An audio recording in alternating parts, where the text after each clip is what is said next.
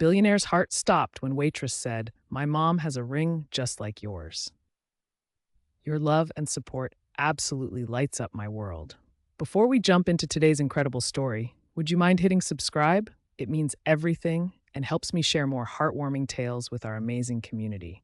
Here's my promise. I personally respond to every comment because I genuinely care about connecting with you.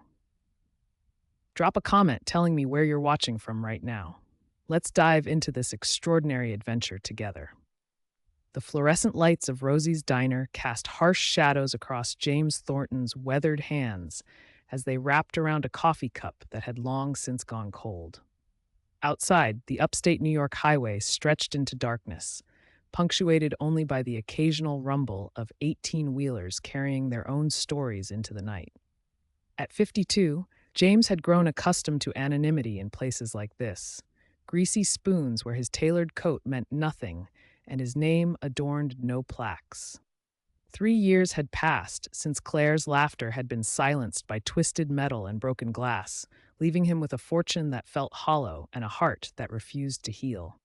He traded boardrooms for back roads, seeking something he couldn't name in the spaces where other broken people gathered. The diner hummed with the quiet desperation of late-night America. Truckers hunched over pie and black coffee, their eyes heavy with miles. Locals nursed beers and shared secrets in hushed tones. And James sat in his corner booth, invisible in his grief, watching it all through the lens of his own shattered world. Emily Harper moved between the tables with the fluid grace of someone who had learned to carry weight without letting it show. At 28, she wore exhaustion like a second skin, her brown eyes holding depths that spoke of battles fought and won at tremendous cost. The grease-stained apron tied around her waist told the story of endless shifts, of bills that never seemed to shrink, of a life balanced on the razor's edge between survival and surrender. Her fingers unconsciously brushed the silver chain around her neck, feeling for the ring that hung there, a talisman from a mother whose love had been as fierce as her demons were relentless.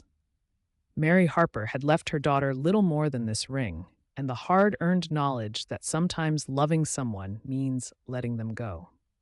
When Emily approached James's table, the soft squeak of her shoes against the linoleum floor seemed to echo in the sudden stillness that surrounded them. Her voice, when she spoke, carried the weight of casual observation wrapped around something deeper. "Hi, sir. My mother has a ring just like yours." The words struck James like lightning, splitting a summer sky. His fingers tightened around the coffee mug until his knuckles went white, and the pattern etched into the silver, delicate ivy leaves intertwined in an endless dance, had once symbolized a love that would outlast everything. Now it felt like a key turning in a lock James hadn't known existed, opening doors to rooms he'd sealed shut years ago. "Your mother," he managed, his heart hammering against his ribs like a caged bird. "What was her name?" "Mary," Emily replied, and something in her voice softened, as if speaking the name aloud still carried the power to wound. "Mary Harper."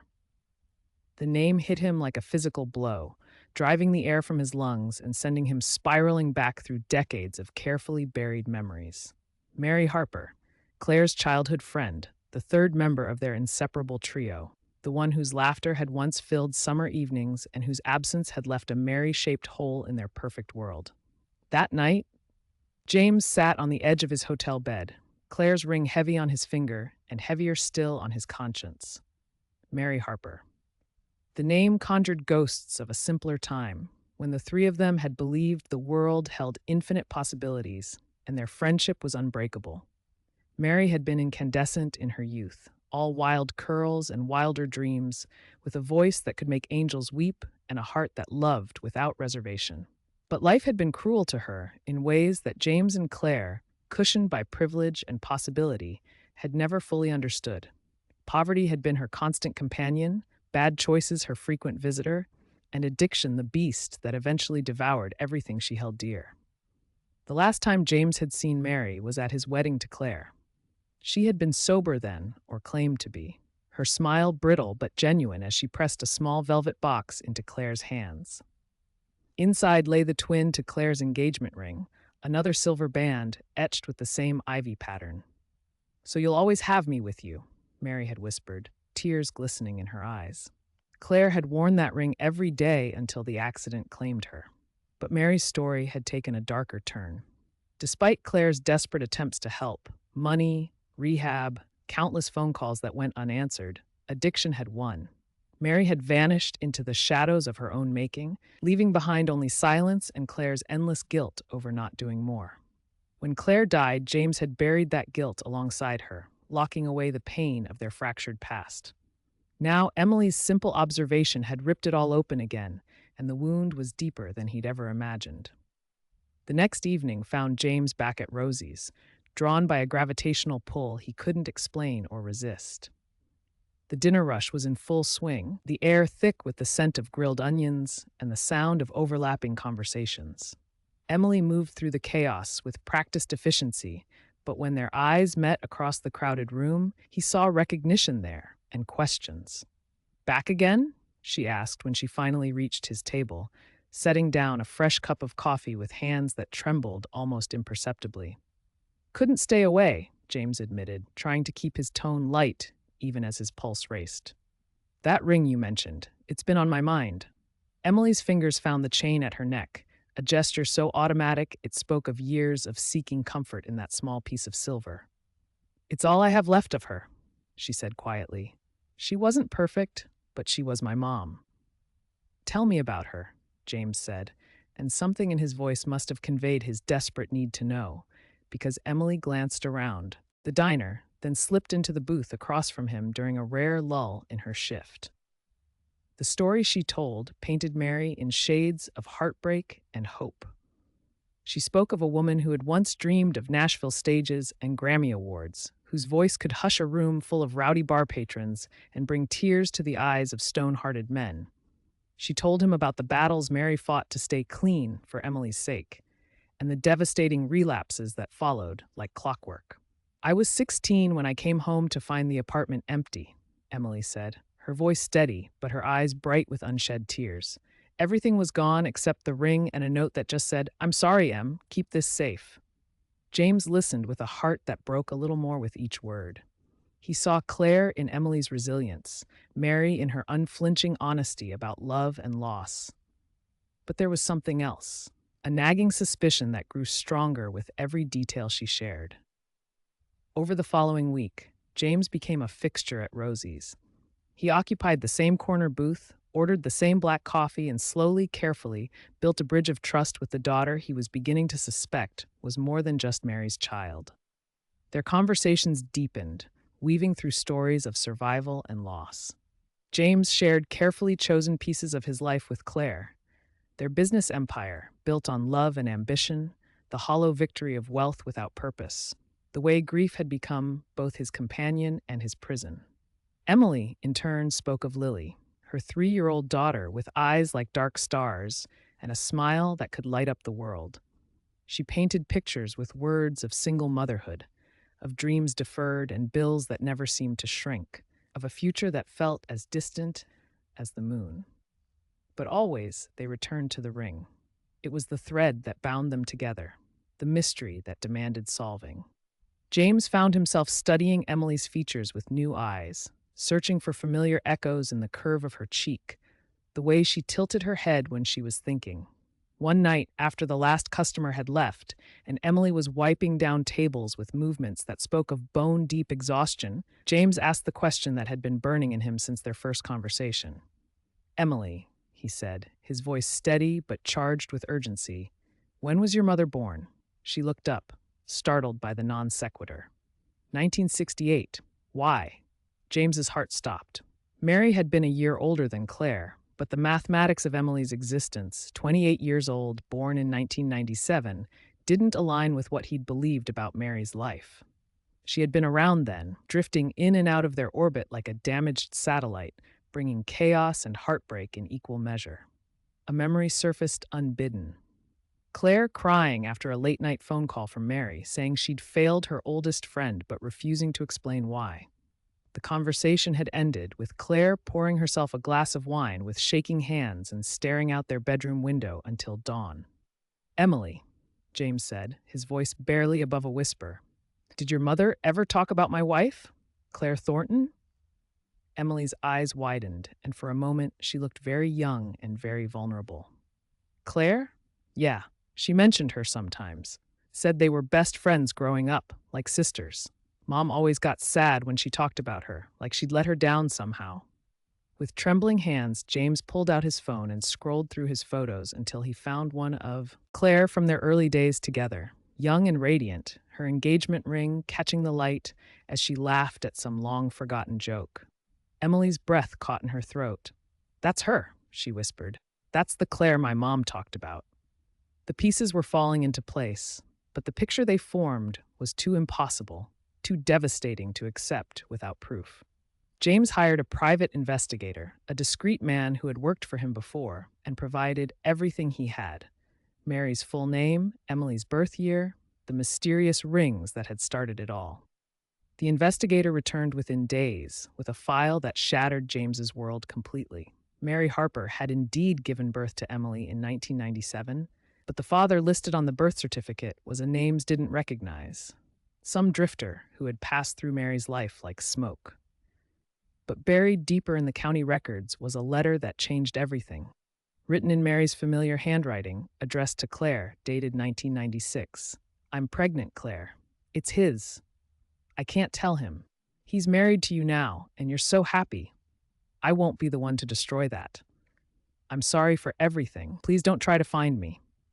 James read the letter until the words blurred together, his world tilting off its axis. Claire had known. She had known Mary was pregnant, known the child was his, and she had kept that secret locked away until her dying day. Why? To protect their marriage? To honor Mary's wishes? Or because the truth was too complicated, too painful for any of them to bear? The revelation was a wound and a gift in equal measure. Emily was his daughter, who had grown up in poverty and uncertainty while he built his empire, who had fought her way through life without ever knowing she had a father who would have moved mountains for her. James didn't go to the diner the next day. He couldn't face Emily with the truth burning a hole in his chest, couldn't look at her without seeing all the ways he had failed her before he even knew she existed. He spent hours pacing his hotel room, the letter clutched in his hands, cycling through anger at Claire for keeping the secret, at Mary for running, at himself for being too blind to see what had been right in front of him. When he finally returned to Rosie's, it was late and the diner was nearly empty. Emily was cleaning up, her movements slower than usual, as if she too was carrying some new weight. When she saw him, her face brightened before concern took over. "You okay?" she asked. "You look like you've seen a ghost."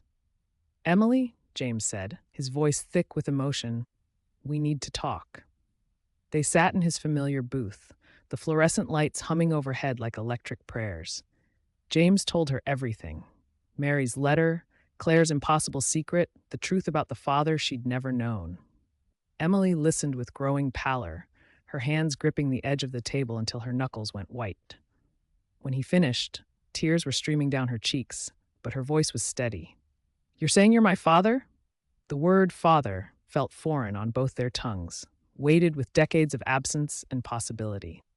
"I didn't know, Emily," James said, his own eyes wet with tears he'd held back for too long. "I swear to you, I didn't know." For a moment that stretched like eternity, there was only silence between them, heavy with shock and grief and the terrible weight of truth. Then Emily stood, her chair scraping against the linoleum floor, and walked out the back door into the night. James didn't follow. He understood that some revelations required solitude to process, just as he had needed his hotel room to absorb the magnitude of Mary's confession. The truth was out now, irreversible as a stone thrown into still water, and there was no predicting the ripples it would create. Days passed, then weeks. Emily continued working at the diner but avoided James's booth, her smiles polite but distant, her words few. Still, James kept coming. Not to pressure her or demand acknowledgement, but because he couldn't bear to stay away. He had lost so much already: Claire to tragedy, Mary to addiction, Emily to 28 years of ignorance.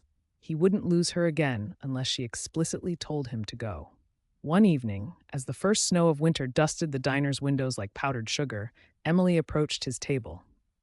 She didn't sit down, but she held out the silver chain with her mother's ring, dangling from it like a pendulum measuring time. "I've been thinking," she said, her voice carefully controlled, "about Mom, about Claire, about you. I'm angry. So angry at all of it. The secrets, the years we lost, the way everyone thought they were protecting someone by keeping the truth buried. But I don't want to be angry anymore. I'm tired of carrying other people's guilt." James looked up at her, hope flickering in his chest like a candle flame in the wind. "What do you want, Emily?" "I want to know you," she said simply. "Not the billionaire, not the man in the expensive coat, just you, the real you. And I want you to know Lily. She deserves a grandfather." It wasn't forgiveness, not yet. The wounds were too fresh, the betrayals too deep for that kind of grace. But it was a beginning, a tentative first step across the chasm that had separated them for so long. Over the following months, James and Emily carefully constructed the relationship they should have had all along. He met Lily, a whirlwind of dark curls and infectious giggles who had inherited Claire's smile and Mary's fearless eyes. He helped Emily with her mounting bills, not as charity, but as a father finally able to provide for his child. And she let him, slowly lowering the walls that had protected her heart for so long. They talked about Mary and Claire, about the mistakes and misunderstandings that had shaped all their lives. James established a community center in Mary's memory, a place where people battling addiction could find support and hope, a way to honor the woman who had given him a daughter he'd never known he had. Emily enrolled in night classes, her dreams of a future beyond the diner finally within reach, and James was there to cheer her on every step of the way. 1 year later, James sat at Rosie's diner, but this time he wasn't alone. Emily was across from him, Lily bouncing on her lap and coloring a picture of a house with a magnificent tree in the front yard. The rings, his and Emily's, still caught the light, but they no longer symbolized secrets and sorrow. Now they represented the unbreakable bonds that connected them all. Mary to Emily, Claire to James, and all of them to each other in ways that transcended death and deception. The diner hadn't changed. The coffee was still bitter, the floors still sticky, the fluorescent lights still harsh. But they were different, bound together not by the lies that had kept them apart, but by the truth that had nearly destroyed them before ultimately setting them free. As Lily giggled and Emily smiled, James felt something he hadn't experienced in years. Peace. The wealth he'd accumulated, the grief he'd carried, the secrets that had defined him, they were all part of his story. But they weren't the whole story. The real treasure was here, in the laughter of a little girl who called him Grandpa, in the strength of a daughter who had found the courage to forgive, in the possibility of redemption that could bloom even in the fluorescent-lit corners of a highway diner. And as the old jukebox played a soft tune that Claire would have loved, James knew with absolute certainty that this was what she would have wanted. Not a life consumed by regret, but one rebuilt on the foundation of love, stitched back together one conversation at a time.